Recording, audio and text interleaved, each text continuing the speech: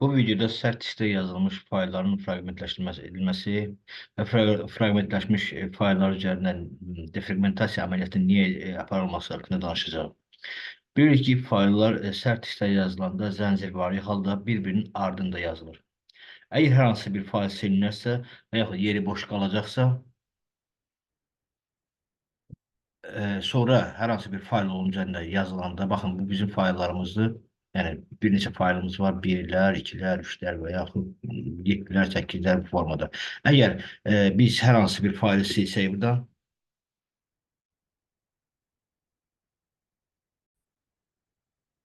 bu halda görünəcək. Deməli, sonra da əgər hər hansı bir boşluqlara yeni bir fayl yazılacaqsa, o fayllar artıq və həcmi bundan böyükdürsə, əgər buradakı ardıcıllıq pozulacaq. Yəni baxın, faylın həcmi böyük olduğuna görə, bax bu boş qalan yerlər deyil, bax bu 9'lar artıq tamam başqa bir yerlərə deməli yerləşdi. Və yaxud da ki, deməli boş yerlər qaldıqca fayl axtarışı zamanı həmin boşluqlara bir-bir müraciət olunacaq, yoxdursa əgər tamam sonra başqa bir yerlərə keçəcək. Bunu kobud surətdə belə bir müqayisə ilə apara bilərik. Tutaq ki, şagirdlərdən biri 4-cü mərtəbənin 433-cü otağında əyləşib hansısa bir şagird dostu onu axtarır. Bu uşaq həmin uşağı tapmaqda, şagirdi tapmaqdan ötürü nə etməlidir? Birinci mərtəbəyə girib otaqları bir-bir axtarmalıdır. Tapa bilməyəndən sonra ikinci mərtəbəyə getməlidir, sonra üçüncü mərtəbə, sonra dördüncü mərtəbə, nəhayət dördüncü, üçüncü otaqda öz sinif yoldaşını tapıb axtarıb tapa biləcək. Və yaxud da ki, o bilsəydi dərhal 403-cü otağa gedərdi və çox qısa bir vaxt, aralarında vaxt fərqi çox az olacaqdı.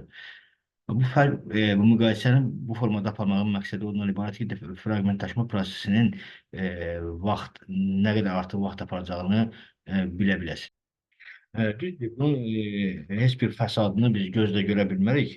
Failin açılması prosesində ləngiyə baş verəcək. Məhz bu boşluqları aradan qaldırmaq üçün defragmentasiya əməliyyatını yerinə yetiririk. Bu əməliyyatda belə izah edək, defragmentasiya əməliyyatını sərt diskdə ardıcıl olmayan və yaxud dağınıq halda yerləşən faylları sırayla bir-birinin ardınca yerləşdirilməsi baş verir və bütün fayllar sərt diskin əvvəlinə yazılır və boş yer sadəcə faylın dolu olan hissəsindən sonra qalacaq. Defragmentasiya əməliyyatını yerinə yetirmək üçün biz kompüterə girib sağ düymə üzərində, yəni sistem bizdə sağ sistem fayllarımız C-də olduğuna görə biz C diskinə giririk. Sağ düyməyə vururuq, ayarlardan Tools seçəndən sonra, Optimize girəndən sonra bax belə bir pəncərə gələcək. Baxın, Analyze var, Optimize var. Bizdə Analyze, yəni ki, buranda sərt diskdə olan klasterlərin sayını, boşluqların sayını, ümumi həmin disk haqqında ümumi məlumatları verir və Optimize buranda isə artıq əməliyyat yerinə yetirilir. Sadəcə olaraq məndə son zamanlar bu əməliyyatı yerinə yetirdiyimə görə deməli, vaxt çox az gedəcək. Optimize vurandan sonra baxın, okey oldu, yəni kəşf qaydasındadır və bu boşluqları aradan qaldırdı və bundan sonra rahat işimi görə bilərəm.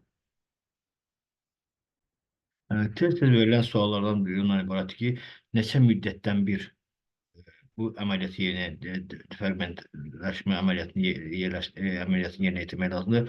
Əgər kompüter arxasında az vaxt keçirirsiniz ya da sadə, yəni yalnız ofis proqramlarında işləyirsinizsə, fraqmentləşmə prosesi ləng gedəcək. Bunu 1-2 aydan bir, məsələn, 1 aydan bir, 2 aydan bir də etsəniz olar. Yox, əgər daha ağır proqramlarla və daha ağır oyunlarla işləyirsinizsə, əgər və bu əməliyyatı tez-tez həftədə bir dəfə, 10 gündən bir əməliyyatı yerinə yetirmək lazımdır. Başqa bir sual da belə ola bilir ki, hansı halda defragmentasiya etmək olmaz?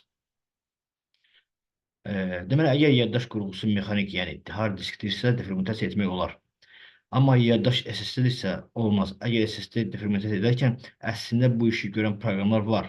Yəni ki, və həmin proqram buna mane olacaq. Əgər biz israrla bunu etsək, SSD-nin sadəcə olaraq ömrünü qısaltmış olacaq. Sonda sadəcə bir xatırlamada yerinə yetirmək istəyirəm ki, yeni nəsil əməliyyat sistemlərində, məsələn, Windows 10-da, Windows 11-lərdə bu əməliyyatı etməyə o qədər də ehtiyac qalmır. Çünki əməliyyat sistemi özü bacardığı qədər boşluqları aradan qaldırır.